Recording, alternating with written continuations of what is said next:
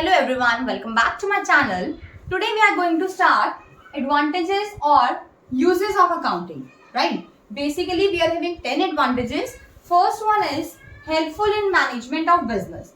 देखो अगर आप अकाउंटिंग प्रॉपरली करते हैं तो वो आपको हेल्प करता है मैनेजमेंट करने में, बिजनेस की मैनेजमेंट करने में बहुत ज्यादा आपके लिए बेनिफिशियल प्रूव है।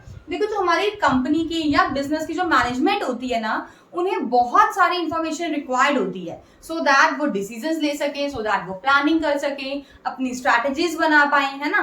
और वो सारी की सारी इंफॉर्मेशन प्रोवाइड कहाँ से होती है? From the accounting. क्लियर? देखो अब ये जो आपकी अकाउंटिंग है वो आपको हेल्प करता है मैनेजमेंट को प्लानिंग के अंदर। अब प्लानिंग में आप क्या करेंगे, राइट? प्लानिंग में आप ये देखते हैं कि आपका कितनी आपको सेलिंग प्राइस रखना है ना, आपकी कॉस्ट कितनी आ रही है, उसके बेसिस पर आप कितनी सेलिंग प्राइस रखेंगे, ये सब कुछ आपने देखना होता है। सपोज अगर मैं बात करूं, मैंने देखा अकाउंटिंग इन्फॉर्मेशन में कि हम कुछ प्रोडक्ट्स बना रहे हैं, ठीक है, उनकी जो भी आप रॉ मटेरियल बाय कर रहे हैं उसका एक्सपेंस आएगा, कितनी कॉस्ट पड़ रही है वो चीज आपकी आ जाएगी। तो जब आपको कॉस्ट पता चल रही है किसी प्रोडक्ट को बनाने के इतना खर्चा आ रहा है, तो अकॉर्डिंगली आप हेल्पफुल मिल रही है ना आपको कि आप प्लान कर पाओ कि मुझे उस पर्टिकुलर प्रोडक्ट का सेलिंग प्राइस क्या रखना है, उसमें से प्रॉफिट मार्जिन कितना रखना है, ठीक है। तो आपको अकाउंटिंग हेल्प करता है प्लानिंग के अंदर, ठीक है। Second one is decision making. अब देखो, अब मुझे पता चल गया कि मेरी इतनी कॉस्ट है, ठीक है, इतना सेलिंग प्राइस है, इसमें हम ये चेक करते हैं, डिसीजन लेना है कि क्या मुझे अपने बायर्स को या अपने कस्टमर्स को क्या मुझे डिस्काउंट देना है, क्योंकि हम पहले ये चेक करें ना कि कितने खर्चे आ रहे हैं, कितनी मेरी रेवेन्यूज जनरेट हो रही हैं। अकॉर्डिंगली आप डिसाइड कर पाएंगे ना कि क्या आपको डिस्काउंट देना चाहिए या नहीं देना चाहिए, ठीक है।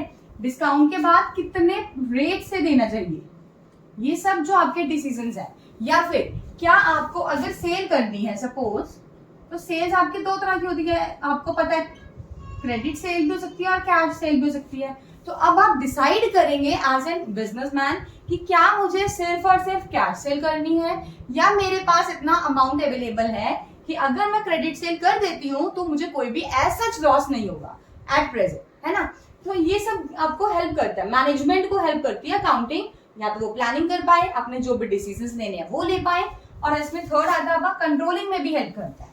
कंट्रोलिंग में कैसे हेल्प करता है? देखो आपने अकाउंट्स प्रिपेयर करे, उसमें आपको ये लग रहा है पता कि मुझे इस ईयर या इस मंथ, आप कुछ भी जूम कर सकते हैं कि अकाउंट्स मुझे पर्टिकुलरली लॉसेस होते जा रहे हैं, है ना, या फिर बिल्कुल इक्वल टू कॉस्ट पे ही हम अपना रेवेन्यू जनरेट कर पा रहे हैं। तो उस स्टेप पर मैनेजमेंट को हेल्प हो जाती है कंट्रोल करने में, कॉस्ट को कंट्रोल करना है या जो भी आपके रीजंस हैं कि क्यों आपकी कॉस्ट बढ़ रही है, इन सब को कंट्रोल करने में हेल्प होता है अगर आपकी मैनेजमेंट या आपका बिजनेस जो है उसमें आप प्रॉपरली अकाउंटिंग करेंगे। क्योंकि अगर आपने को रिकॉर्ड नहीं कर रखा प्रॉपरली, आपने प्रॉपर ट्रांजेक्शन्स को नहीं लिखा हुआ कि कौन सी अक्कर हुई है, क्या हुआ है, तो आपको पता ही नहीं चल पाएगा ना कि कॉस्ट बढ़ क्यों रही है, रीजन क्या है, ठीक है। तो फर्स्ट पॉइंट क्या है आपका इसमें? Helpful in management of business. Business को मैनेज करने के लिए आपके लिए बहुत ही ज्यादा हेल्पफुल प्रूव होता है, राइट। नाउ सेकेंड एडवांटेज क्या है आपके पास? It provides complete and systematic records. देखो हमने स्टार्टिंग में ही करा हुआ था कि अकाउंटिंग होता क्या है, एक आर्ट है मॉनेटरी ट्रांजैक्शंस को सिस्टमेटिक मैनर में रिकॉर्ड करने की, है ना। तो अगर आप कंप्लीट और हर एक ट्रांजैक्शंस को रिकॉर्ड कर रहे हैं, जैसे से अगर आप इमीडिएटली उसे रिकॉर्ड करते जा रहे हैं, तो आपके लिए क्या हो जाएगा? बेनिफिशियल है कि आपके पास कंप्लीट रिकॉर्ड पड़ा हुआ है और सिस्टमेटिक मैनर में है। ऐसा नहीं है कि आपने एक ट्रांजैक्शन पहले कर ली, सेकंड बाद में करी है तो उसने स्किप कर दिया, ऐसा नहीं है। जैसे अक्कर हो रही है आप उसी ऑर्डर में, क्रोनोलॉजिकल ऑर्डर में ही उसे प्रेजेंट करते हैं, रिकॉर्ड करते हैं, right. Third one is information regarding profit and loss. ये हमने डिस्कस किया था कि अकाउंट्स में क्या होता है, एक अकाउंट बनता है P&L अकाउंट, जिसमें से आपको ये पता चलता है कि मेरी कंपनी में इस ईयर कितने प्रॉफिट्स हुए हैं और कितने हमें लॉसेस हुए हैं, राइट। फिर आता है आपका इंफॉर्मेशन रिगार्डिंग फाइनेंशियल पोजीशन। ये भी हमने डिस्कस करा हुआ है कि अगर आप अकाउंट्स प्रॉपरली मेंटेन कर लेते हैं तो आपको पता चलता है कि हमारी बिजनेस की या हमारी कंपनी की फाइनेंशियल स्टेटमेंट क्या है, आपको अपने बिजनेस की ट्रू पिक्चर पता चल जाती है, ठीक है, हम कहाँ पर स्टैंड करते हैं। अब आपको ये कैसे पता चलेगी financial position? Bye preparing your balance sheet. और बैलेंस शीट आपका एक अकाउंट नहीं होता, this is your statement, right?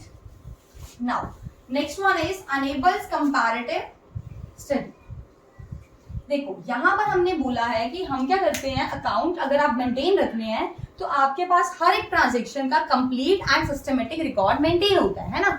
अगर आपके पास सिस्टमेटिक रिकॉर्ड मेंटेन है देन आप कंपेयर कर सकते हैं अपनी परफॉर्मेंस को पास्ट के साथ कंपेयर किया जा सकता है। मींस करंट फिगर्स को आप पास्ट के फिगर्स के साथ कंपेयर कर सकते हो। आप देख सकते हो कि हम कहाँ स्टैंड कर रहे हैं, पहले मेरे प्रॉफिट्स कितने थे, आज की डेट में मेरे प्रॉफिट्स कितने हैं, या पहले मेरी सेल्स कितनी थी, आज की डेट में सेल्स कितनी है। एक तो आप इसमें कंपैरिजन कैसे कर सकते हैं, ये पहले भी डिस्कस हो चुका है। एक कंपैरिजन होता है आपका इंटर, एक कंपैरिजन आपका इंट्रा। इंट्रा कंपैरिजन मींस आप अपना कंपैरिजन खुद के साथ करते हैं, मींस कि मैं पास्ट में कहां था और मैं एट प्रेजेंट कहां पर स्टैंड करता हूं, राइट? बट अगर हम बात करें इंटर कंपैरिजन की, तो इंटर कंपैरिजन मींस आप अपने बिजनेस को किसी और के बिजनेस के साथ कंपेयर कर सकते हैं, ठीक है? सपोज हम एक मान के चलते हैं, टू कंपनीज हैं, ए कंपनी एंड बी। तो ए कंपनी देखती है कि मेरी सेल्स इस टाइम पे 20 लाख रुपीस की है और बी की सेल्स कितनी है आपकी 30 लाख की। तो जब ये आप कंपैरिजन कर रहे हैं that will be your inter comparison, ठीक है? बट ए अपने ही पास्ट के साथ देख रहा है कि पहले मेरी 15 लाख की थी और अब मेरी होगी 20 लाख, तो मेरा इंक्रीमेंट हुआ है ना? तो ये क्या हो गया, इंट्रा कंपैरिजन, और ये क्या है आपका इंटर कंपैरिजन। क्लियर? चलो नेक्स्ट आता है आपका helpful in assessment of tax liability.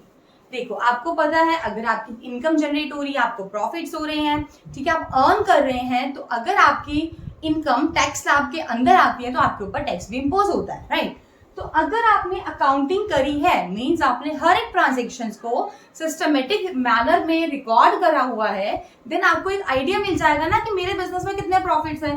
तो अकॉर्डिंगली आप कैलकुलेट कर सकते हैं कि क्या मेरे ऊपर टैक्स इम्पोज होगा तो कितने रेट से होगा, ये सब, ठीक है? तो इसीलिए कहा गया helpful in assessment of tax liability. आपको पता चल जाता है कि मुझे टैक्स कितना पे करना है अकॉर्डिंग टू योर प्रॉफिट्स, ठीक है? और वो प्रॉफिट्स कहां से पता चलेंगे आपको, आपके अकाउंटिंग से। क्लियर? चलो नेक्स्ट आता है आपका evidence in legal matters. Evidence का क्या मीनिंग है यहाँ पे आपका प्रूफ, ठीक है? अगर आपका इन कोई लीगल मैटर चलता है अगर आपका, तो आप कोर्ट में अपनी अकाउंटिंग को एज एन एविडेंस वहां पर रख सकते हैं, प्रूव कर सकते हैं, ठीक है? अब देखो सपोज हम ये मान के चल रहे हैं कि एक बिजनेस था, उन्होंने अपने एम्प्लॉइज को काफी लंबे टाइम से सैलरीज नहीं पे करी है, राइट? या फिर आपके कुछ भी ले लो, अगर आपके कंपनी है, आप डिविडेंड पे कर रहे हैं, ठीक है, बट आपके क्या हो रहे हैं, लॉसेज हो रहे हैं, आप डिविडेंड पे नहीं कर पा रहे हो प्रॉपरली, राइट? अगर आप अब डिविडेंड नहीं पे कर पा रहे हो तो जो आपके शेयर होल्डर्स हैं उन्होंने क्या कर दिया, कोर्ट में सू कर दिया, मतलब फाइल कर दिया, ठीक है, केस कर दिया सिंपल लैंग्वेज में। तो जब शेयर होल्डर्स ने कंपनी के ऊपर केस किया है कोर्ट में जाकर, तो उस केस में जो बिजनेस होगा ना, ठीक है, जो आपकी कंपनी है, वो अपने जो भी आपकी अकाउंटिंग होगी उसको एज ए एविडेंस वहां पे प्रूव कर सकते हैं, देखो जी हमारे तो इतने टाइम से लॉसेस हो रहे हैं, तो हम इनको डिविडेंड कहाँ से पे करें, है ना?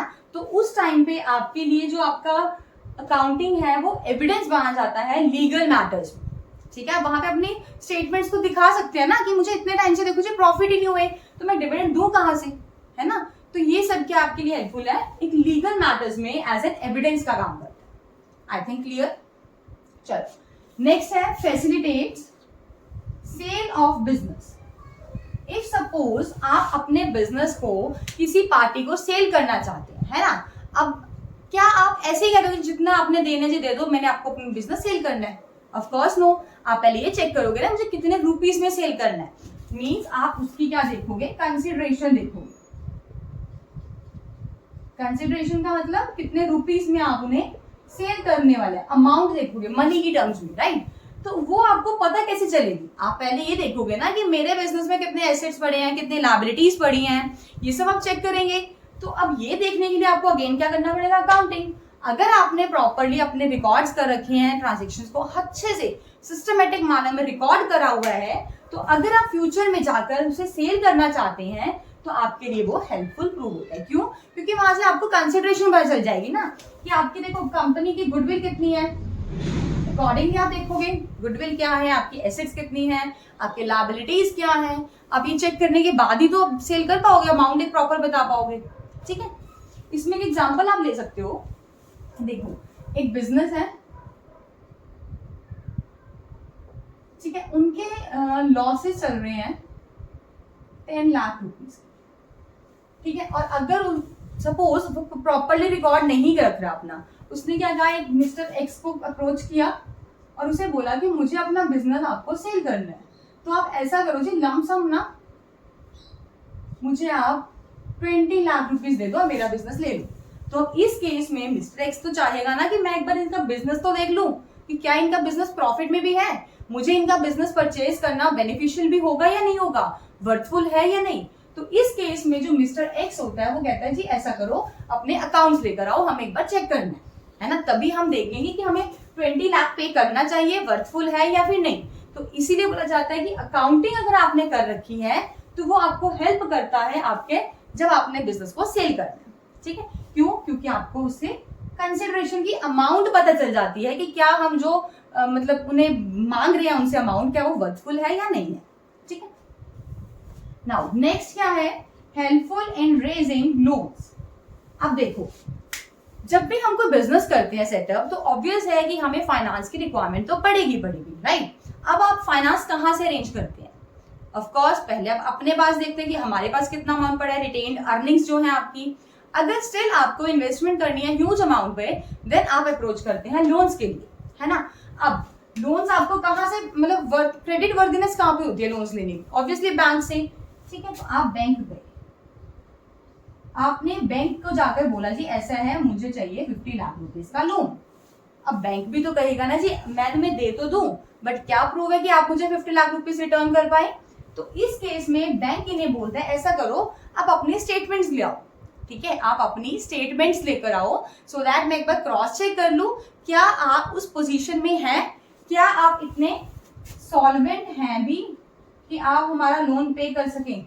ठीक है, तो उस केस में क्या होता है, बैंक इनकी अकाउंट्स को चेक करता है, उसकी पोजीशन को चेक करता है, फिर चेक करता है क्रेडिट वर्दीनेस क्या है उनकी। मींस अगर हमने उधार पर लोन के मांग में दे भी देते हैं तो क्या वो रीपे कर देगा? ऐसा तो नहीं वो इंसॉल्वेंट बन जाएगा, बैड डेट बन जाएंगे हमारी, ऐसा तो नहीं होगा। तो इस केस में इसीलिए बोला जाता है कि अगर आपने अपने अकाउंट्स मेंटेन रख रखे हैं प्रॉपरली तो आपको हेल्प मिल जाती है अगर आप फ्यूचर में कभी लोन्स रेज करना चाहते हैं, राइट। और लास्ट क्या है आपका, helpful in prevention and detection of frauds and errors. देखो प्रिवेंट करना एंड डिटेक्ट करना, क्या डिटेक्ट करना है, फ्रॉड्स एंड एरर्स।